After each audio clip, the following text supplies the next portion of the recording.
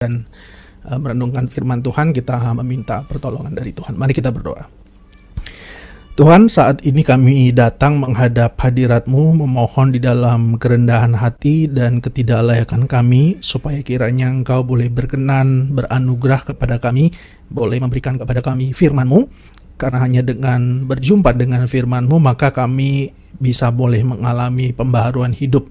Kami yang tadinya egois, kami yang tadinya hidup di dalam kepentingan diri sendiri, kami diubahkan menjadi orang-orang yang peduli, yang belajar untuk mau mengasihi orang-orang yang ada di sekitar kami.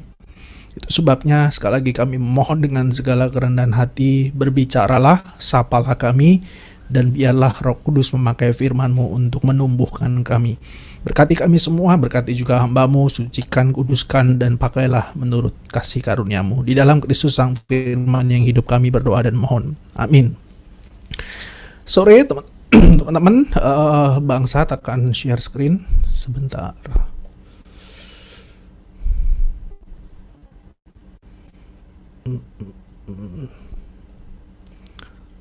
Oke, pakai 2 monitor jadi bingung nih. Oke, teman-teman, apakah sudah muncul? Silakan open mic. Soalnya saya nggak bisa lihat kalau sudah share screen. Wah, masih loading.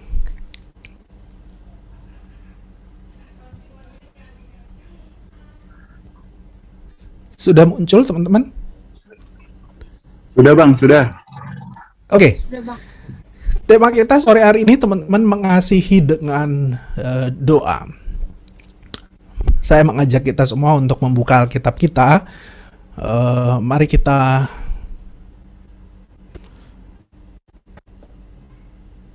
sebentar, ada kesalahan teknis nih. Mari kita membuka Alkitab kita, teman-teman, dari Kejadian pasal 18 ayat 16 sampai 33, dan mari kita mendengarkan firman Tuhan. Teman-teman kasih kasih tanda ya, apakah saya pakai video nih untuk firman Tuhannya ya.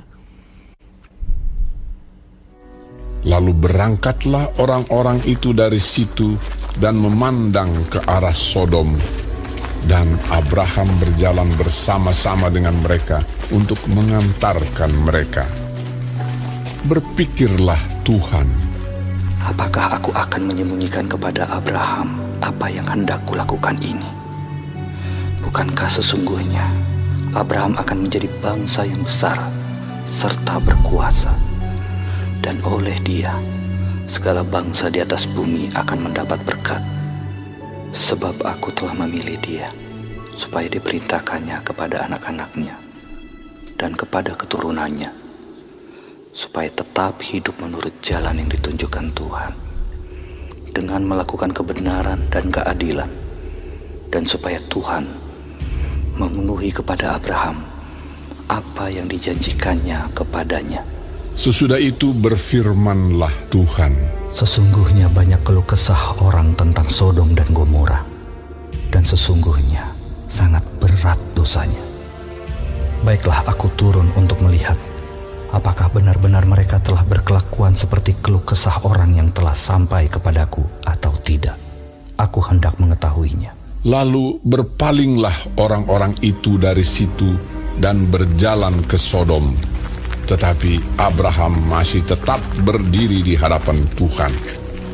Abraham datang mendekat dan berkata, apakah engkau akan melenyapkan orang benar bersama-sama dengan orang fasik? Bagaimana sekiranya ada 50 orang benar dalam kota itu? Apakah engkau akan melenyapkan tempat itu? Dan tidakkah engkau mengampuninya karena ke-50 orang benar yang ada di dalamnya itu? Jauhlah kiranya daripadamu untuk berbuat demikian, membunuh orang benar bersama-sama dengan orang fasik, sehingga orang benar itu seolah-olah sama dengan orang fasik. Jauhlah kiranya yang demikian daripadamu. Masakan hakim segenap bumi tidak menghukum dengan adil?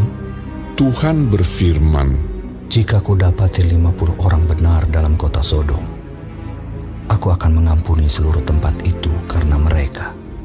Abraham menyahut, Sesungguhnya aku telah memberanikan diri berkata kepada Tuhan, walaupun aku debu dan abu, sekiranya kurang 5 orang dari 50 orang benar itu, apakah engkau akan memusnahkan seluruh kota itu karena yang 5 itu?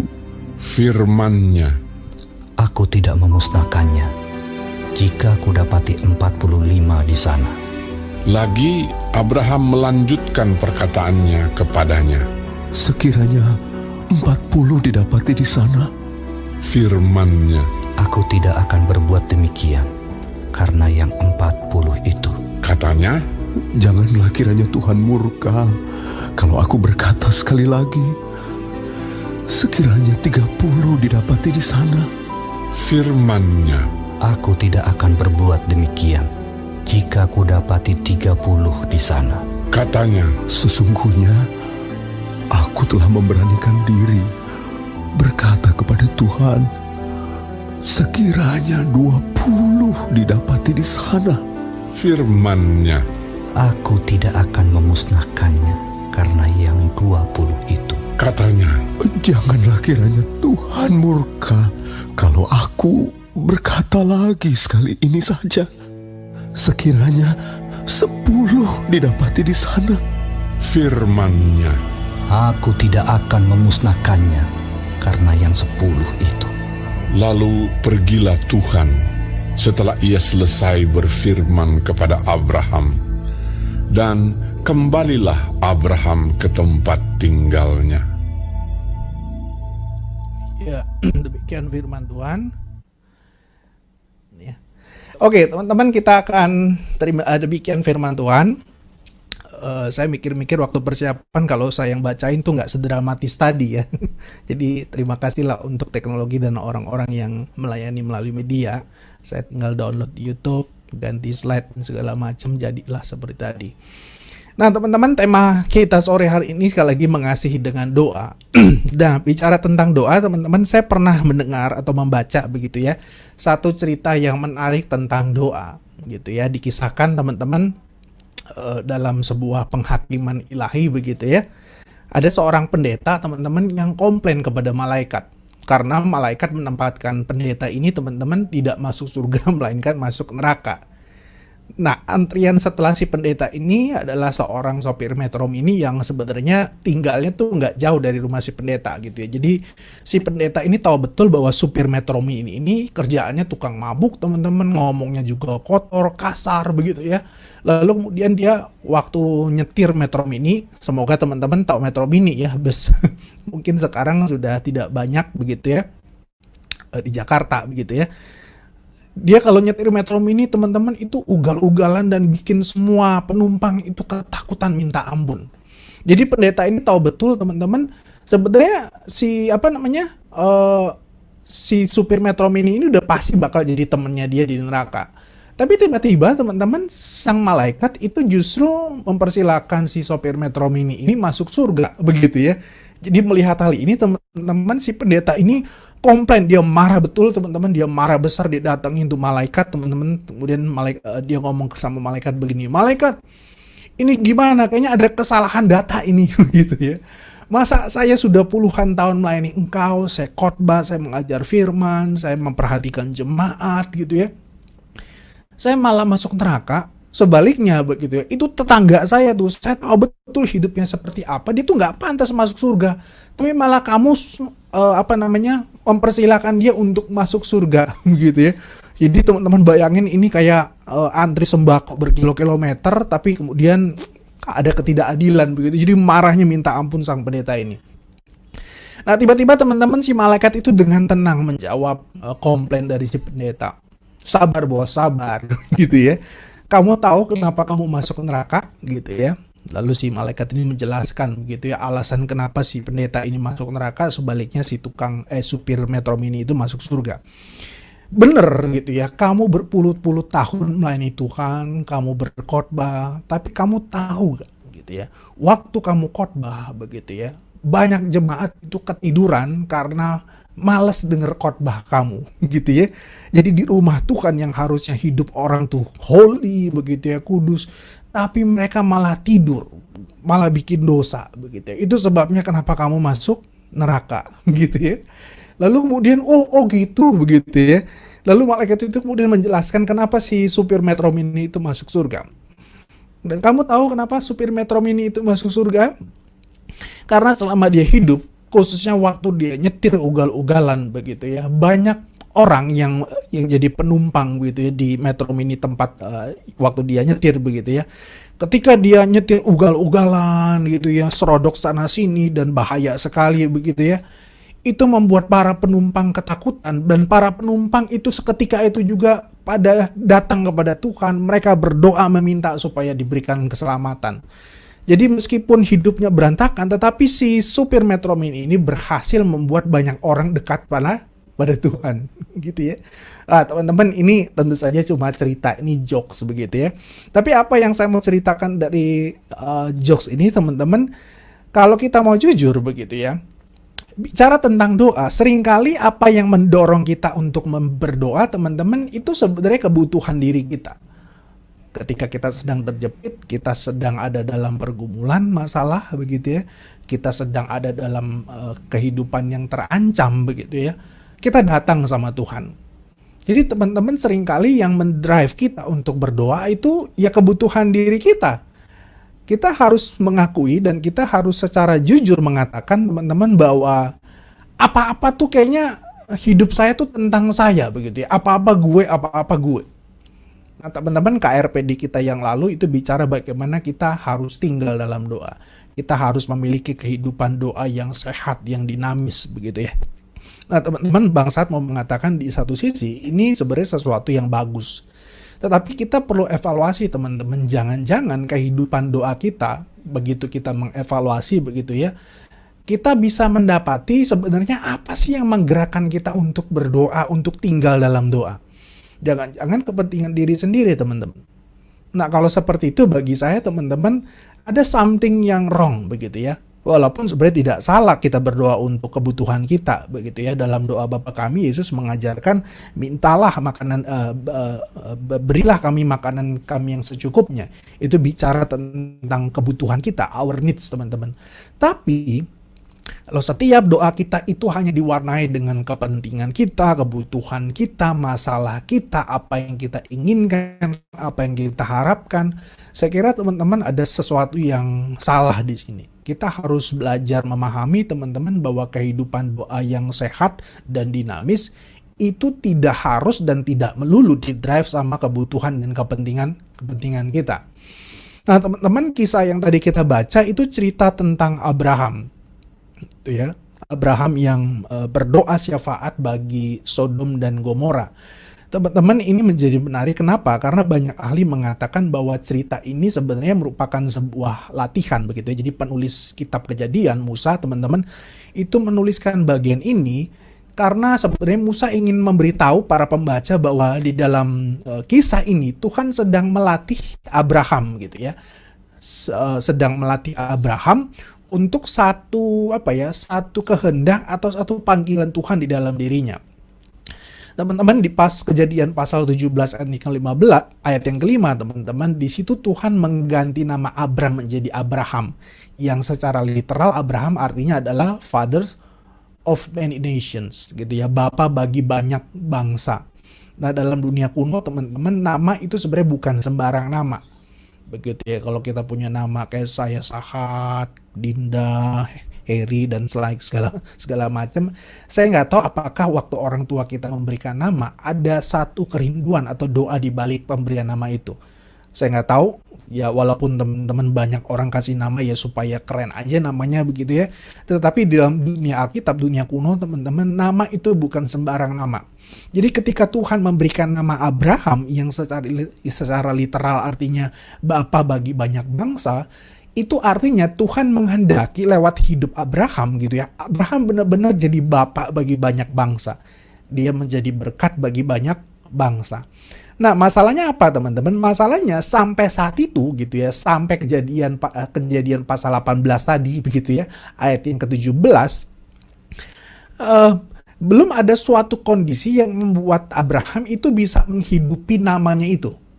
Begitu ya. Nanti kalau teman-teman coba cek aja, nanti baca sebelum Kejadian pasal 18 ini, teman-teman, ada gak kesempatan di mana Abraham menjadi berkat bagi bangsa-bangsa? Enggak, teman-teman. Nah, malah teman-teman, yang menariknya apa? Di dalam satu tafsiran saya baca, teman-teman, dalam cerita-cerita hidup Abraham sebelumnya, justru sebenarnya Abraham itu dapat beberapa kali kesempatan untuk ngobrol sama Tuhan dan minta kepada Tuhan sesuatu. Tapi ternyata teman-teman, apa yang Abraham minta, padahal kesempatan untuk minta sama Tuhan itu bukan kesempatan yang selalu akan datang, teman-teman, kepada Abraham. Setidaknya dalam tafsiran yang saya baca ada 3 kali kesempatan sebenarnya Abraham bisa minta apapun, begitu ya. Nah, tapi ternyata di dalam 3 kesempatan itu, Abraham itu cuma minta sesuatu yang berkaitan sama kebutuhan dirinya. Misalnya yang pertama, Kejadian 15 ayat yang kedua, Abraham menjawab ini dalam percakapan Abraham dengan Tuhan, apakah yang engkau berikan kepadaku karena aku meninggal dengan tidak mempunyai anak? Jadi di sini kesempatan yang pertama, Tuhan memberikan kesempatan kepada Abraham untuk berdoa meminta apapun kepada Tuhan Allah. Tapi masalah yang diminta apa? Concernnya apa? Keturunan, teman-teman. Lalu kemudian yang berikutnya, teman-teman, di ayat yang ini kenapa saya lambat sekali ya. Lalu yang kedua, pasti di Kejadian pasal 15, teman-teman, ayat yang ke-8, teman-teman, kata Abram, ini namanya belum diganti karena diganti di pasal 17 tadi. Ya Tuhan Allah, dari manakah aku tahu bahwa aku akan memilikinya? Ini bicara tentang tanah gitu ya, karena di Kejadian 12, Tuhan sudah memberikan janji bahwa Tuhan akan memberikan tanah. Cuma masalahnya itu belum sesuatu yang tergenapi begitu ya. Nah, ketika Tuhan ingatkan itu lagi, Abraham nanya, gimana mungkin saya bisa memilikinya? Jadi kesempatan kedua, Abraham bisa minta apapun, ternyata yang diminta cuma berkaitan sama kepentingan diri dan keturunannya. Yang kedua ini bicara soal tanah. Dan yang ketiga, teman-teman, di Kejadian 17 ayat yang ke-8. Lagi-lagi dalam kesempatan ini, Abraham cuma minta sesuatu yang berkaitan sama diri dan keturunannya, teman-teman. Abraham berkata kepada Allah, sekiranya Ismail diperkenan hidupnya di hadapanmu, dan seterusnya. Jadi teman-teman, Abraham gitu ya, Tuhan mengganti namanya Tuhan mengganti namanya menjadi Abraham karena Tuhan mau lewat hidup Abraham dia menjadi berkat, dia menjadi bapak bagi banyak bangsa. Tetapi dalam kenyataannya, faktanya gitu ya, Abraham belum menunjukkan kehidupan yang concern kepada bangsa-bangsa yang lain. Nah, teman-teman, sebenarnya hidup Abraham seperti ini penyakit semua orang begitu ya.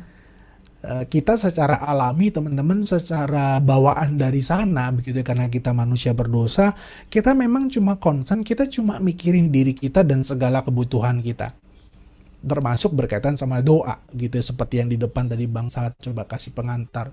Kita berdoa tetapi ya kita cuma mendoakan segala sesuatu yang berkaitan sama kepentingan kita, planning hidup kita gitu ya, cerita hidup kita dan seterusnya. Mungkin teman-teman akan protes dan bilang, enggak juga Bang gitu ya. Aku doain lo kakakku, aku doain lo jemaat, aku doain lo orang tuaku dan seterusnya. Aku doain banyak orang di sekitarku Bang. Oke, teman-teman. That's good gitu ya. Itu sesuatu yang baik, tetapi kalau kita mau jujur begitu ya, saya tidak menghakimi teman-teman semua atau menghakimi kita semua gitu ya. Tapi kalau kita mau jujur, bukankah seringkali waktu kita juga mendoakan orang lain begitu ya. Kalau kita mau tarik sampai yang ke dalam, seringkali kita mesti akui at the end tuh sebenarnya demi kepentingan kita. Kenapa kita mendoakan orang tua kita misalkan tetap sehat, pekerjaannya tuh diberkati Tuhan dan seterusnya. Jangan-jangan begitu ya, walaupun kita secara akal pikiran nggak pikir ini, tetapi kalau kita coba tarik ke hal yang paling mendasar, teman-teman, jangan-jangan kita doain mereka seperti itu supaya apa? Supaya mereka tetap hidup, mereka bisa punya penghasilan dan kita bisa tetap dapat uang jajan begitu ya, kita bisa tetap hidup dan segala macam, kita nggak perlu repot kerja cari uang dan seterusnya. Dan kalau mereka tetap hidup, tetap sehat, maka mereka bisa mencintai saya, mereka bisa memperhatikan saya. Atau kalau kita doain kakak kita supaya bertumbuh teman-teman, jangan-jangan kalau ditarik lebih jauh ke dalam, teman-teman, sebenarnya yang membuat kita punya kerinduan supaya mereka bertumbuh, jangan-jangan begitu ya, saya tidak mengatakan teman-teman seperti ini, jangan-jangan karena kita nggak mau dicap sebagai PKK yang gagal, kita nggak mau dicap sebagai pengurus yang masa pengurus nggak doain jemaat, masa pengurus nggak doain AKK dan seterusnya. Teman-teman bisa jadi loh. Kenapa kita mendoakan AKK kita supaya bertumbuh? Jangan-jangan karena kita nggak pengen gitu ya. Kita dianggap sebagai PKK yang gagal, kita punya AKK, kita punya pelayanan yang nggak sebagus pelayanan teman-teman kita. Nah teman-teman, sekali lagi Bang Sahat tidak mau mengatakan semua doa-doa kita kepada orang lain itu tidak tulus, tidak benar.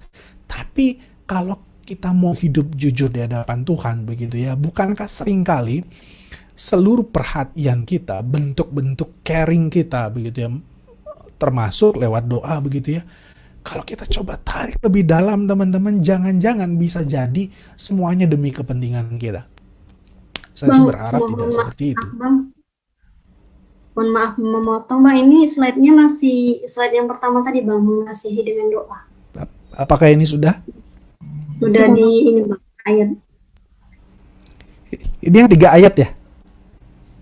Iya Bang, Kejadian 15. Oke teman-teman, maaf ya untuk gangguan teknisnya ya. Jadi ini teman-teman, kita sebenarnya kalau mau jujur kita nggak jauh berbeda sama Abraham gitu ya. Kita dipanggil untuk menjadi berkat, mengasihi orang lain, tetapi kita cuma melulu pikirin diri kita sendiri. Nah itu sebabnya di dalam perikop yang tadi kita baca, kita dengarkan bersama-sama teman-teman, Tuhan melatih Abraham. Gitu ya. Tuhan melatih Abraham. Mulai dari awal teman-teman, kalau kita membaca dengan teliti, sebenarnya penulis kitab Kejadian sudah memberikan beberapa petunjuk, memberikan beberapa clue yang menolong para pembaca untuk mengerti apa sih sebenarnya maksud tuh Musa menulis bagian ini begitu ya. Teman-teman perhatikan misalkan di ayat yang ke-16, di situ penulis menceritakan berangkatlah orang-orang itu dan memandang ke arah Sodom. Jadi teman-teman mulai dari awal kisah ini dicatat begitu ya. Penulis kitab Kejadian sudah memberikan beberapa petunjuk. Misalnya yang pertama yang di ayat 16 yang barusan saya Bang Sahat jelasin teman-teman. Berangkatlah orang-orang itu dan memandang ke arah Sodom. Berarti Sodom ini sekarang sebenarnya jadi pusat perhatian dalam tanda kutip. Penulis sudah memberikan intensi teman-teman. Sekarang Tuhan mau supaya Abraham itu mulai belajar untuk dealing, untuk encounter sama problem bangsa lain. Dan bukan cuma itu teman-teman, kalau kita membaca ayat yang ke-17, ini bagi saya teman-teman merupakan ayat yang aneh sebenarnya. Gitu ya, ayat yang aneh, ayat yang ke-17. Berpikirlah Tuhan, begitu ya. Ini seperti kayak percakapan, di dalam inner. Tapi penulis itu membuat itu secara imajinatif gitu ya. Berpikirlah Tuhan, apakah aku akan menyembunyikan kepada Abraham apa yang hendak kulakukan ini? Apa yang hendak kulakukan tentu saja untuk menghakimi dan menghancurkan Sodom dan Gomora. Tapi teman-teman, apa yang membuat ini aneh? Karena di sini kenapa ya Musa gitu ya, penulis kitab Kejadian itu seolah-olah menggambarkan Tuhan sebagai pribadi yang ragu-ragu gitu ya. Ini kan Tuhan lagi timbang-timbang ya. Kira-kira gue kasih tahu gak ya sama Abraham gitu ya kalau gue akan hancurin Sodom gitu ya. Lah sekali lagi teman-teman, ini teknik bercerita begitu ya. Ini merupakan petunjuk karena penulis ingin menunjukkan bahwa memang benar ini adalah kesempatan di mana Tuhan mau melatih Abraham gitu ya, supaya seperti namanya Bapak bagi bangsa-bangsa gitu ya, Abraham mulai belajar begitu ya untuk berjumpa dengan pergumulan bangsa lain dan kemudian dia bisa menjadi berkat di sana.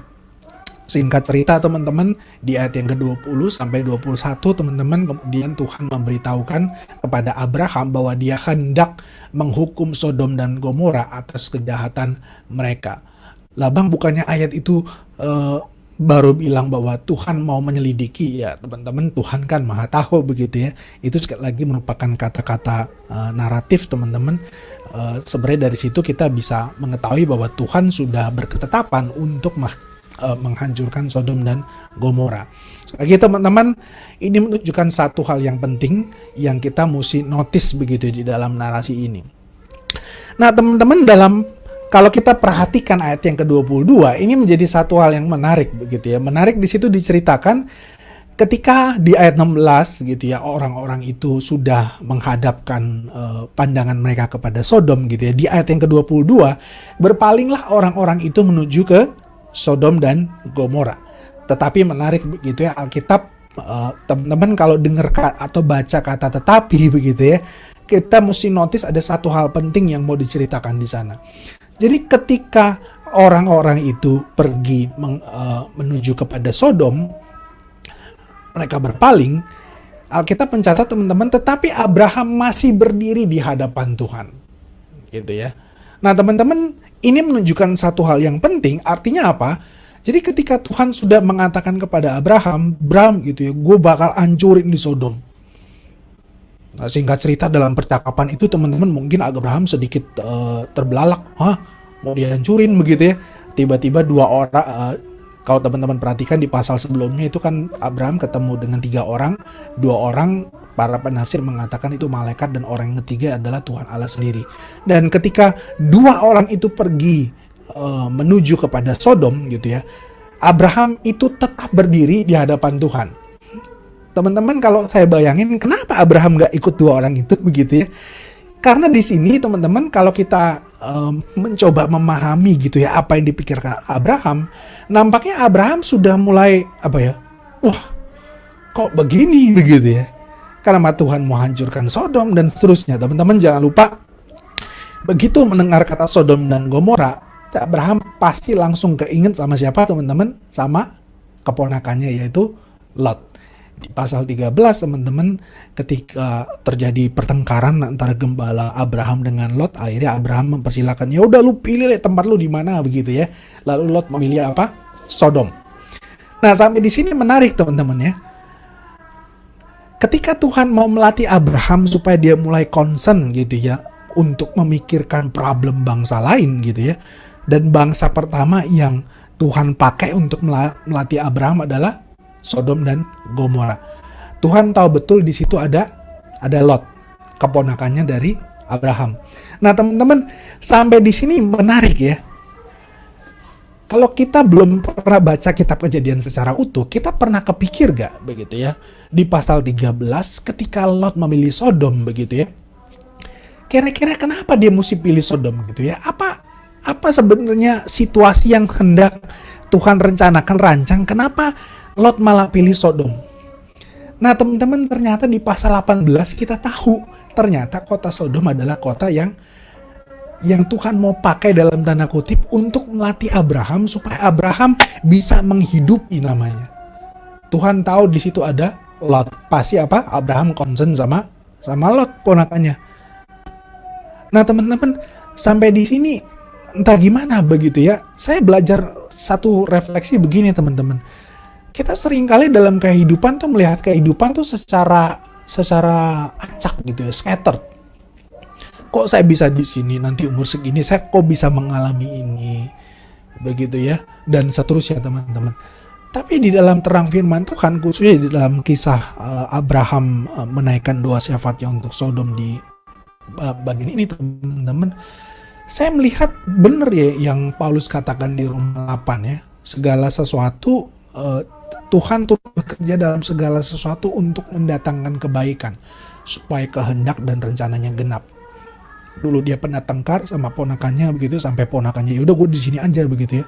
Teman-teman, konflik itu pasti membuat kita terluka dan kita punya relasi yang tidak baik dan seterusnya. Tapi ternyata toh kejadian-kejadian seperti itu Tuhan bisa pakai untuk menjadi cara Tuhan di mana Tuhan mau membentuk atau menggenapkan rencananya di dalam hidup kita. Nah teman-teman, ini bukan aplikasi utama, tapi mari coba belajar untuk merefleksikan kehidupan kita sampai dengan saat ini.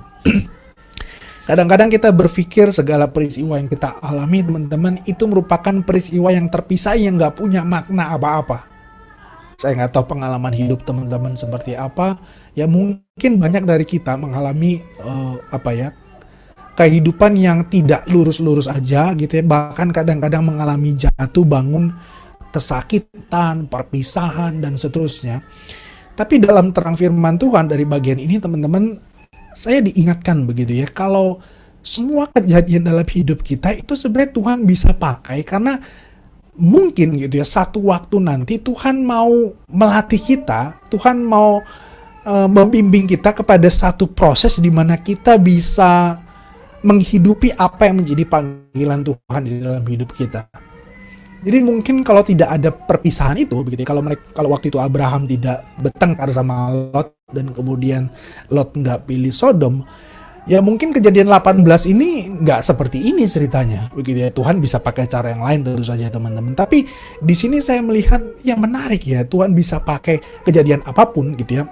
Karena mungkin di kemudian hari Tuhan pengen mengajarkan atau membentuk atau memproses hidup kita supaya hidup kita bisa memenuhi panggilan Tuhan.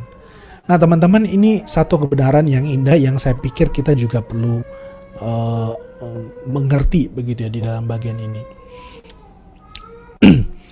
Dan akhirnya kalau kita lihat dalam hidup Abraham, itulah yang terjadi. Ketika orang-orang itu berpaling ke Sodom, Abraham tetap berdiri di hadapan Tuhan, dan disinilah Abraham akhirnya mulai bersyafaat bagi Sodom. Gitu ya. Abraham juga bernegosiasi. Teman-teman, saya tidak akan masuk ke detail, tapi kalau teman-teman perhatikan tadi menarik ya, terjadi negosiasi ya. Tuhan, kalau ada 50, Tuhan hancurkan nggak? Tuhan bilang, nggak, gue hancurin.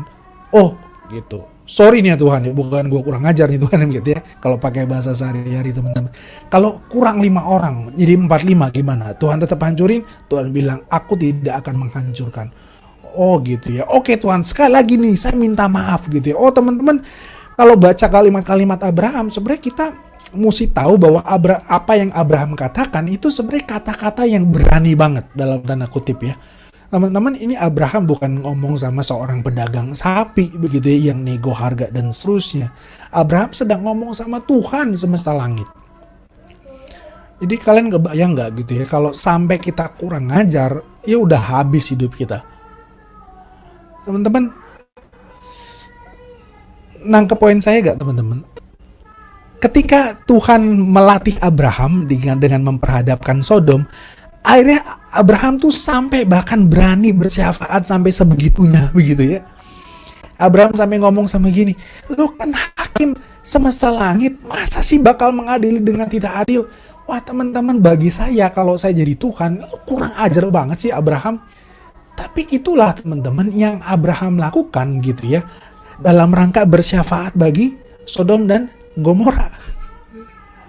Dalam tanda kutip teman-teman, saking dia care-nya sama Sodom dan Gomora, begitu ya, saking dia care-nya sama nama Tuhan, Abraham sampai sebegitunya mendoakan Sodom dan Gomora. Teman-teman, sampai di sini kita melihat apa yang Tuhan lakukan ketika dia melatih Abraham supaya dia mulai menghidupi namanya, itu dalam tanda kutip teman-teman sudah berhasil. Abraham sudah belajar untuk concern sama bangsa lain, bukan cuma dirinya, bukan cuma keturunannya, sampai-sampai membuat dia begitu berani ngomong sama Tuhan. Nah teman-teman, kalau kita perhatikan hidup Abraham dalam kisah ini, kita mesti mengerti teman-teman, kisah ini poin utamanya sebenarnya bukan doa syafaat dari Abraham, bukan keselamatan Sodom, bukan juga keselamatan Lot keponakannya. Tuhan memang sudah berencana teman-teman akan menyelamatkan Lot. Jadi meskipun Abraham tidak meminta untuk menyelamatkan Lot, Tuhan sudah berketetapan untuk menyelamatkan Lot. Loh, kenapa abang bisa simpulkan kayak begitu? Teman-teman perhatikan, kalau Tuhan menjawab doa Abraham, harusnya Lot tuh gak selamat.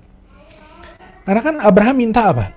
Kalau sampai ada 10 orang benar, jangan hancurkan Sodom dan Gomora. Masalahnya ada gak 10 orang? Gak ada teman-teman. Dan sudah seharusnya Sodom dan Gomora termasuk Lot itu dihukum Tuhan. Tapi dalam kisah selanjutnya kita tahu Lot itu Tuhan selamatkan. Sehingga teman-teman kita mesti mengerti tujuan kisah ini dicatat, tujuan doa syafaat Abraham teman-teman adalah supaya Abraham menghidupi namanya yang adalah Bapa sejumlah besar bangsa.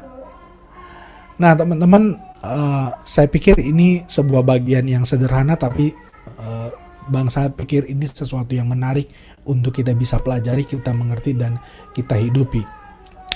Nah teman-teman, sebagai penutup, kita semua sama-sama setuju teman-teman, di satu sisi doa itu merupakan bentuk kasih Doa itu bentuk perhatian kita, concern kita kepada hal lain atau kepada orang lain. Tapi teman-teman, sore hari ini kita belajar juga satu hal yang lain begitu ya. Kehidupan doa ternyata bisa menjadi cara di mana Tuhan melatih kita, membentuk kita agar kita menjadi orang yang bisa menghidupi begitu ya panggilan Tuhan di dalam hidup kita.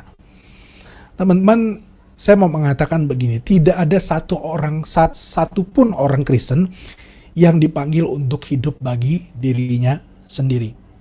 Sekali lagi teman-teman, tidak ada satupun orang Kristen yang dipanggil hanya untuk hidup bagi dirinya sendiri. Setiap orang yang telah ditebus oleh karya Kristus teman-teman itu dipanggil untuk menjadi berkat bagi orang lain. Jangan pernah lupa teman-teman, keselamatan itu bukan cuma mengandung freedom from. Keselamatan bukan cuma freedom from dari apa? Dari murka Allah, dari penghakiman gitu ya, dari neraka begitu ya. Tetapi keselamatan juga mengandung aspek freedom for gitu ya. Bukan cuma freedom from, tapi freedom for. Kita diselamatkan untuk apa? Untuk mengasihi Allah, untuk hidup bagi Allah, untuk mengasihi sesama, untuk bisa mengabdikan apapun dalam hidup kita bagi kebaikan sesama. Nah teman-teman, kita sedang ada di masa yang genting gitu ya. Saya nggak tahu teman-teman seberapa genting yang teman-teman rasakan begitu ya. Tapi kalau saya membaca media teman-teman, bahkan kemarin saya pernah baca satu artikel teman-teman, itu Bupati Bekasi teman-teman, pejabat di salah satu salah satu, kalau bupati itu daerah tingkat 3 ya kalau nggak salah ya. Itu kena COVID dan perlu dirawat, tapi masalahnya di daerah tempat dia memimpin, rumah sakitnya sudah pada penuh. Akhirnya dia mau siapa? Ke rumah sakit di daerah Tangerang kalau saya nggak salah baca teman-teman. Jadi teman-teman, kita sedang ada dalam keadaan yang gawat, darurat gitu ya. Meskipun mungkin sekitar kita nih kayak di sekitar rumah Bang Sahat nih, orang masih biasa aja nggak pakai masker, masih tetap melakukan kegiatan kayak nggak ada apa-apa gitu ya. Tapi sebenarnya kita sedang ada dalam keadaan yang genting. Nah, mungkin teman-teman berkata, abang mau korban media deh begitu ya. Nah teman-teman, saya bukan mengatakan saya banyak opininya dibentuk sama media, tapi saya pun sendiri sudah pernah mengalami COVID, istri saya sudah pernah mengalami COVID, teman-teman, mertua saya tinggal di rumah mertua sudah pernah mengalami COVID, dan waktu mengalami itu teman-teman, itu menjadi saat-saat yang sangat tidak mudah. Dan teman-teman, saya nggak tahu mungkin teman-teman sudah ngalami bahkan sampai kehilangan orang-orang yang teman-teman kasih, teman-teman kenal gitu ya karena COVID dan seterusnya. Tapi yang mau saya katakan teman-teman, kita sedang ada dalam keadaan genting sekarang, dan kita butuh, dan dunia ini sebenarnya membutuhkan doa-doa kita. Saya nggak tahu berapa banyak juga keluarga dari teman-teman kita atau orang-orang yang kita kenal sekarang menghadapi masalah begitu ya, dampak karena PPKM darurat ini dan seterusnya. Tapi teman-teman, begitu banyak sebenarnya orang-orang di sekitar kita yang saat ini membutuhkan doa-doa dari kita. Karena sekali lagi teman-teman, sebagai orang yang sudah ditebus oleh Kristus, Tuhan tidak hanya menyelamatkan kita dari murka Allah, tapi Tuhan menyelamatkan kita agar kita menjadi berkat bagi sesama kita. Dan yang paling mudah bagi saya teman-teman adalah dengan mendoakan mereka. Ya mungkin teman-teman setuju sama tadi yang Bang Sahat katakan, Bang, tapi saya nggak punya hasrat untuk menunjukkan kasih kepedulian saya kepada orang lain. Benar tadi kata Bang Sahat gitu ya, saya doa tapi demi kepentingan diri saya sendiri. Nah teman-teman, poin kedua di slide saya ini teman-teman ingat, seringkali jangan-jangan kehidupan doa-doa kita itu sebenarnya menjadi cara Tuhan, di mana Tuhan sedang melatih kita, membentuk kita, supaya kita menjadi orang-orang yang mulai concern sama orang lain. Karena itu panggilan Tuhan bagi hidup kita. Sepertinya Abraham yang dipanggil untuk menjadi bapak bagi banyak bangsa. Kiranya Tuhan boleh memberkati kita supaya kita boleh menjadi orang-orang yang setia berdoa, tidak hanya bagi diri kita, keluarga kita, pelayanan kita, tetapi juga bagi orang lain, bagi orang-orang yang bahkan tidak kita kenal. Mari kita berdoa. Tuhan, terima kasih kami diingatkan oleh kisah Abraham bahwa di dalam kegagalan kami untuk mengasihi orang lain, di dalam kegagalan kami untuk menghidupi panggilan kami menjadi berkat bagi orang lain. Tuhan tidak pernah kehilangan cara untuk melatih kami, untuk membentuk kami. Itu sebabnya biarlah kami juga boleh mengalami pengalaman seperti Abraham, di mana kami Tuhan latih, Tuhan bentuk, Tuhan proses demikian rupa. Dan Tuhan pakailah pembinaan atau persekutuan-persekutuan seperti ini untuk mengingatkan kepada kami panggilan yang begitu penting yang harus kami hidupi sebagai orang-orang yang Tuhan telah tebus. Kami sungguh bersyukur untuk firman-Mu. Kami menyerahkan diri kami, persekutuan kami, dan ibadah kami selanjutnya ke dalam tangan pengasihan-Mu. Di dalam nama Yesus Tuhan kami berdoa. Amin.